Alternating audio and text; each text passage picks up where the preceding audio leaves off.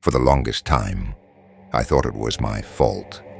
The arguments, the tension, the constant feeling that I was walking on emotional landmines. I told myself I was too sensitive, too reactive, too emotional. Every time I brought up how I felt, the conversation somehow turned into how I was overreacting, how I was misremembering, how I made them feel unsafe just by expressing pain. And I believed it, because when you care about someone, you assume they wouldn't hurt you on purpose. So if it hurts, you must be the one making a mistake, right? I bent over backwards, trying to fix myself, so they would stop being uncomfortable. I read books. I journaled. I blamed my trauma.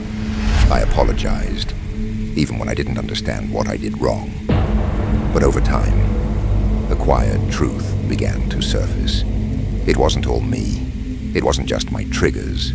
It wasn't just my past. It was the way they twisted the narrative, so I could never find my footing.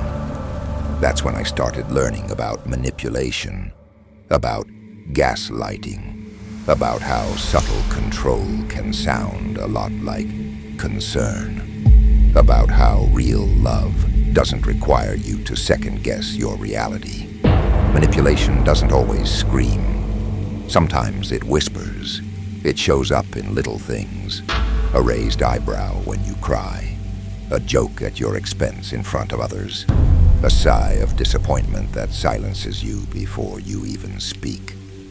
It shows up when you're made to feel guilty for having needs, for having feelings, for wanting to feel safe.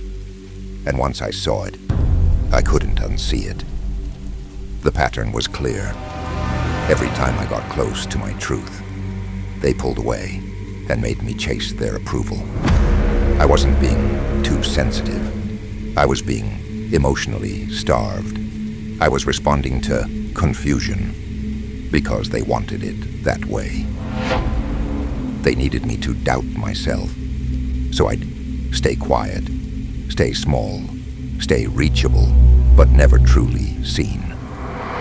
And the hardest part, letting go of the version of them I loved, the version I hoped was real, the version that only showed up when they wanted something.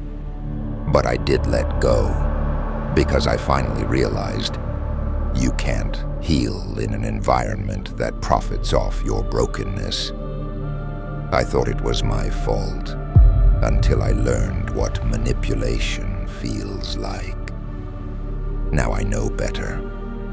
Now I believe myself. And that belief, that's the beginning of everything.